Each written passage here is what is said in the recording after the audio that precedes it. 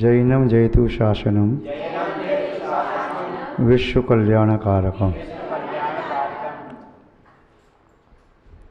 उपस्थित धर्म स्नेही सत श्रद्धालु भव्यवर पुंडरीक पुण्यात्मा महानुभाव,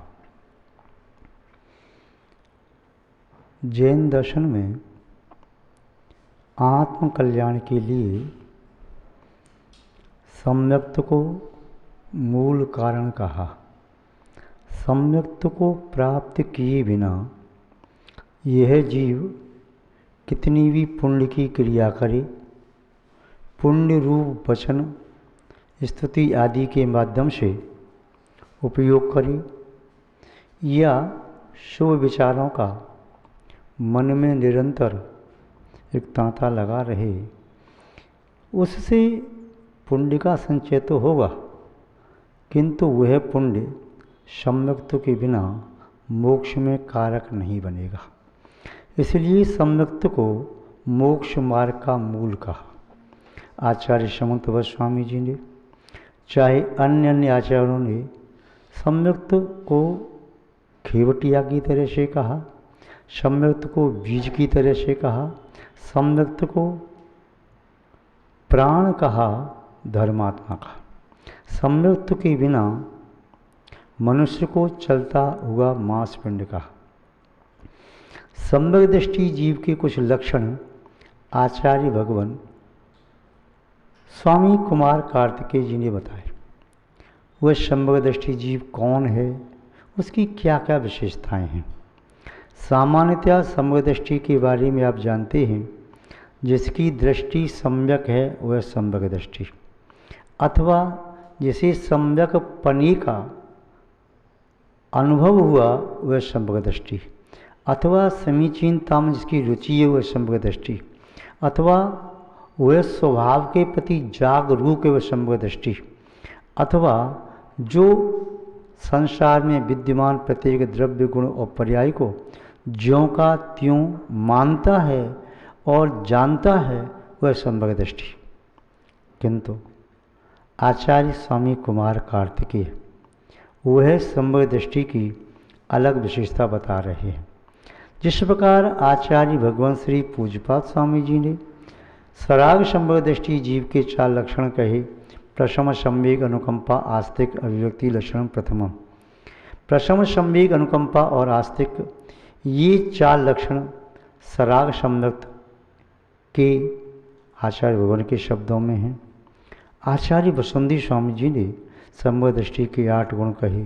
संवेयो डिव्यो वृंदा गर्हा भक्ति वत्सल साणुकंपो 8 गुणा होत सदृष्टि।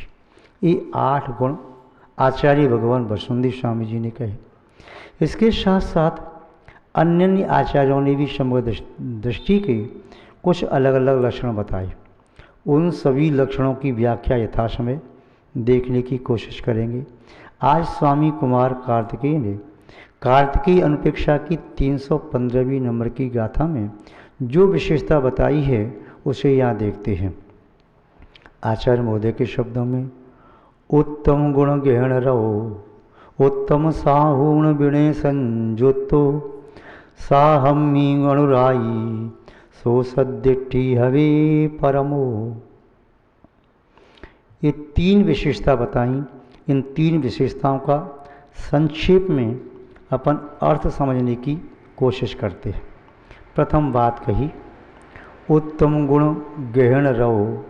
जो कोई भी भव्य जीव उत्तम गुण यानी श्रेष्ठ गुणों को ग्रहण करने में अनुरक्त है, जिसकी आसक्ति है, क्योंकि संसारी जीव की आसक्ति तो रहती है चारित्रमोहनी कर्म के उद्देश्य, या मिथ्या दृष्टि जीव की भी आसक्ति होती है संसार के पदार्थों में। सम्यक दृष्टि जीव भी आसक्त हो सकता है, उसके पास चारित्रमोहनी है। अब वह किसमें आसक्त है, संसार के पदार्थों में या मोक्ष के कारक रत्नत्रय में। वह अपने स्वजनों में आसक्त है या परिजनों में। वह धन वैभव में आसक्त है या ख्याति, पूजा, लाभ, सत्कार आदि में? किसमें आसक्ति है? एक व्यक्ति अपने शरीर के प्रति आसक्त है तो दूसरा अपनी पत्नी में आसक्त है, तीसरा अपने पुत्र पुत्री में आसक्त है तो चौथा व्यक्ति संभव है माता पिता में आसक्त हो। इसलिए प्रथम बात कही, उत्तम गुण गहन रहो। जो उत्तम गुणों के ग्रहण करने में आसक्त है, अनुरक्त है, रत है, संलीन है, ऐसा उत्तम गुण ग्रहण करने वाला प्रतीक संभव दृष्टि माना जा सकता है। व्यवहार में कहें, राम रावण का जब युद्ध हुआ, युद्ध के उपरांत वैदिक परंपरा में एक प्रसंग आया। रावण मृत्यु को प्राप्त नहीं हुआ, मृत्यु के सम्मुख है। श्री रामचंद्र जी ने लक्ष्मण से कहा, रावण विद्वान है, राजनीति का प्रवीण है, वह कुशल है नीति और रीति में। आप चाहो तो उनके पास जाकर कुछ विद्या ग्रहण करो। लक्ष्मण का मन पहले तो नहीं हुआ, किंतु बाद में भाई की आग्रह को न टालकर पहुँचे। उत्तम पुरुष उत्तम वस्तु को ग्रहण करने का भाव रखते हैं, चाहे वह कहीं प्राप्त हो। लक्ष्मण गए, रावण के सिर के पास खड़े हो गए, कहा, लंकेश मुझे विद्या दो, मैं अपनी भाई की आज्ञा से आया। उन्होंने सुना ही नहीं। लक्ष्मण लौट करके आए, अपने भाई से कहा, देखो मैंने पहले कहा वह अहंकारी है, उसने विद्या नहीं दी। राम ने पूछा, भाई लक्ष्मण तुम कहाँ पर जाकर के खड़े हुए? सिर के पास। उत्तम विद्या सिर के पास खड़े होकर के प्राप्त नहीं होती, चरणों के नीचे बैठने पर प्राप्त होती है। पुणे जाओ, विद्या प्राप्त होगी। लक्ष्मण पुणे गए और चरणों के पास खड़े होकर के कहा, लंकेश प्रणाम, मैं अपने भाई की आज्ञा से विद्या ग्रहण करने के लिए आया। रावण ने कहा, ठीक है, मैं यह मरण के सम्मुख हूँ कि आपको विद्या दूँ, फिर भी आपके भाई ने भेजा है तो मैं आपको विद्या अवश्य दूंगा। आइए मेरे पास आइए, अपना धनुष बाण मुझे दे दीजिए। लक्ष्मण ने अपना धनुष बाण रावण को दे दिया। रावण ने कहा, जाइए सामने खड़े हो जाइए, अब मैं आप पर तीर छोड़ता हूँ। मेरी मृत्यु तो बाद में होगी, पहले आपकी मृत्यु सुनिश्चित है। लक्ष्मण घबरा गए, किंतु रावण ने ऐसा नहीं किया। कहा, ये पहली राजनीति का गुण है। राजनीति में सबसे बड़ी बात ये होती है अपना अस्त्र शस्त्र। इसलिए राजनीति में जो अग्रगामी हैं वे अपने उपकरण, साधन, अस्त्र शस्त्र या सूत्र, दाव पेश किसी को बताते नहीं। दूसरी बात कही, लक्ष्मण जीवन में जो कुछ तुम्हें शुभ कार्य करना है उसे शीघ्र कर लेना, समय का भरोसा नहीं। क्योंकि मैं भी सोचता था स्वर्ग तक की सीढ़ी लगा दूं, मैं सोचता था स्वर्ण में सुगंधी कर दूं, मैं सोचता था ऐसा कोई विधान बना दूं कि पुत्र की मृत्यु पिता के सामने न हो, किंतु ऐसा कर नहीं पाया। मैं सोचता था समुद्र के खारे जल को मीठा कर दूं, कर नहीं पाया।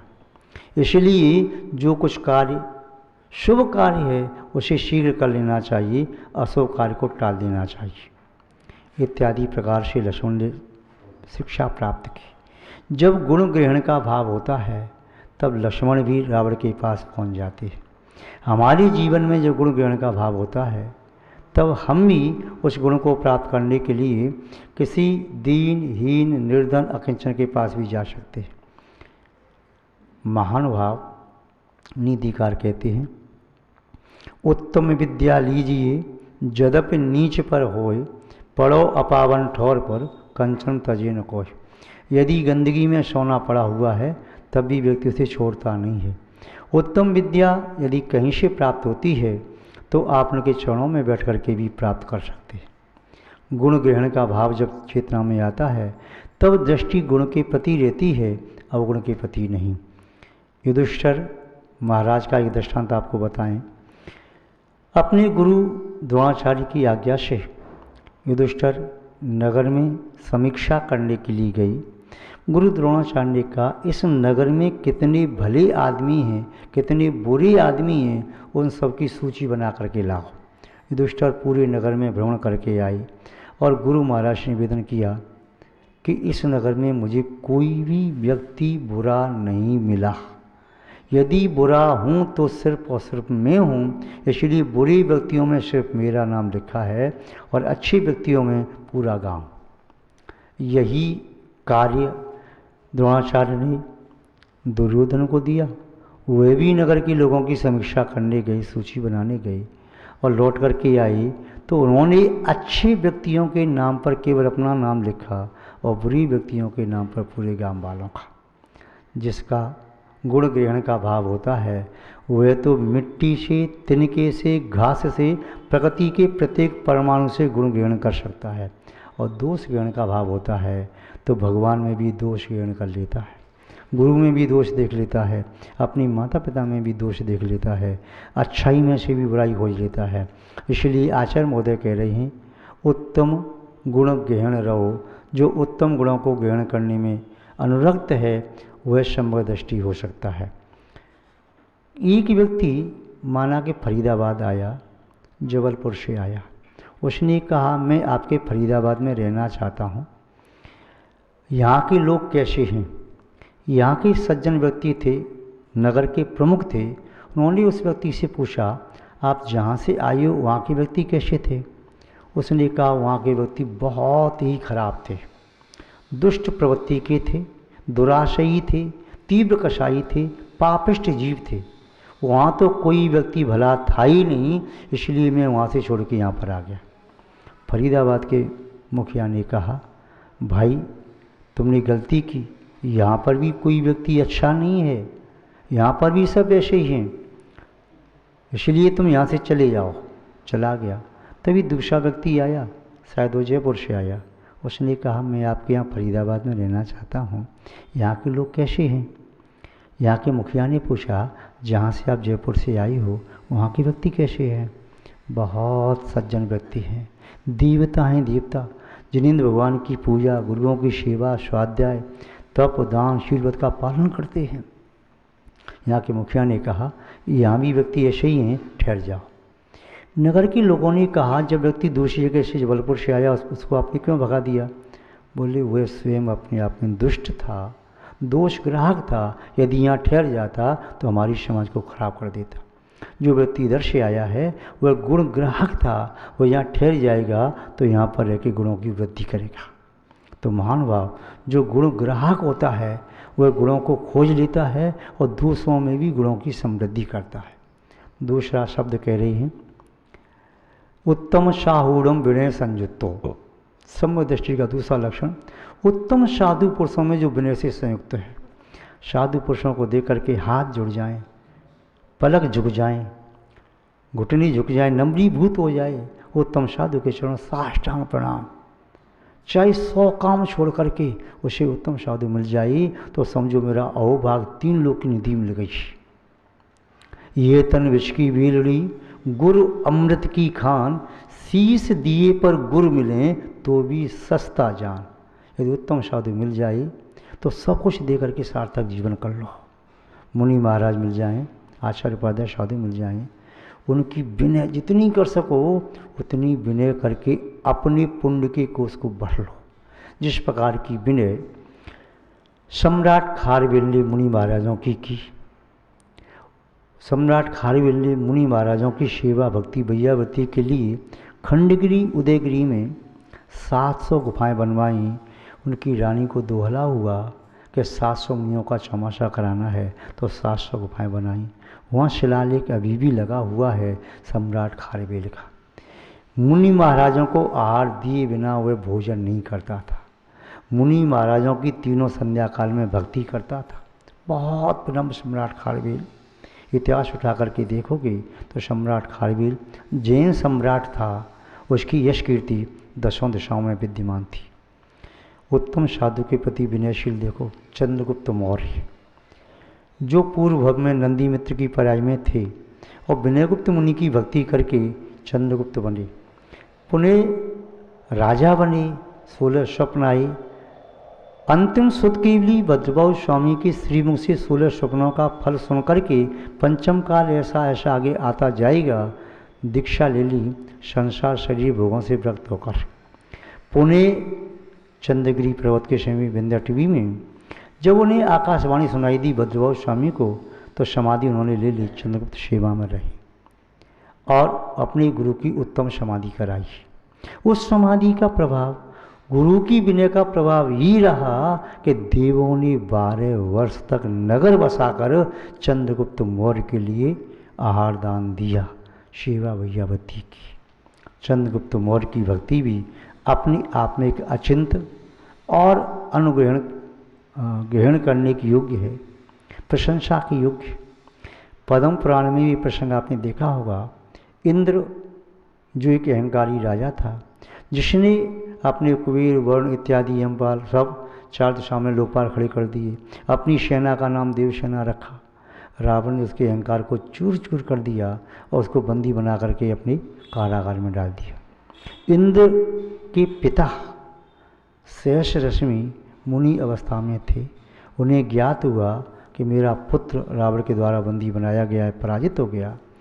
मुनि महाराज सहस्र रश्मि वहाँ पर रावण के पास आए। रावण ने मुनि महाराज को आते हुए देख करके अपने आसन से खड़ा हुआ, साष्टांग प्रणाम किया। मैं धन्य हो गया मुनिराज के दर्शन करके, कृतकृत हो गया। आदेश कीजिए, आपने यहाँ तक आने का कष्ट किया, मुझे बुला लिया होता। महाराज ने कहा, इंद्र बंदी गृह में है, यदि आप उचित समझते हो तो बंधन से मुक्त कर दो। रावण ने कहा, मैं आज से इंद्र को अपना भाई समझूंगा और अपना भाई मानकर उसके साथ व्यवहार करूंगा, और इंद्र को बंधन से मुक्त कर दिया। मुनिराज की विनय की। इंद्र ने लज्जावनत होकर के यथार्थ दिगंबर दीक्षा स्वीकार कर ली। महानुभाव, इस प्रकार विनय की बात कही। तीसरी बात कही, साहमी अनुरागी, जो साधर्मी प्राणियों में अनुराग रखते हैं, साधर्मी के प्रति प्रेम वात्सल्य रखते हैं। किस प्रकार? श्री कृष्ण को जब ये ज्ञात हुआ द्विपायन मुनि के निमित्त द्वारका 12 वर्ष बाद नष्ट हो जाएगी और मेरी मृत्यु भी जित कुमार के बाण से होगी, तब उन्होंने आकर के नगर द्वारका में घोषणा करा दी, जो कोई भी व्यक्ति अपनी आत्मा का कल्याण करने के लिए जाना चाहता है जाए। उन्होंने रोका नहीं, न अपनी रानियों को, न प्रद्युम्न शंभु कुमार आदि पुत्रों को, किसी को नहीं रोका। कहा जिनको कल्याण करना है करो। यह साधनी के प्रति अनुराग का प्रतीक है। महानुभाव, ये 3 गुण जिसमें होते हैं, सो सद्दृष्टि हवे परमो, वही परम सम्यदृष्टि कहलाता है। ये सम्यदृष्टि के 3 लक्षण देखे, शेष वार्ता बाद में करेंगे। आज इतना ही पर्याप्त है। जय बोलिए श्री शांतनाथ भगवान की, पूज्य आचार्य गुरुदेव श्री विद्यानंद जी महाराज की, अहिंसामय विश्व धर्म की।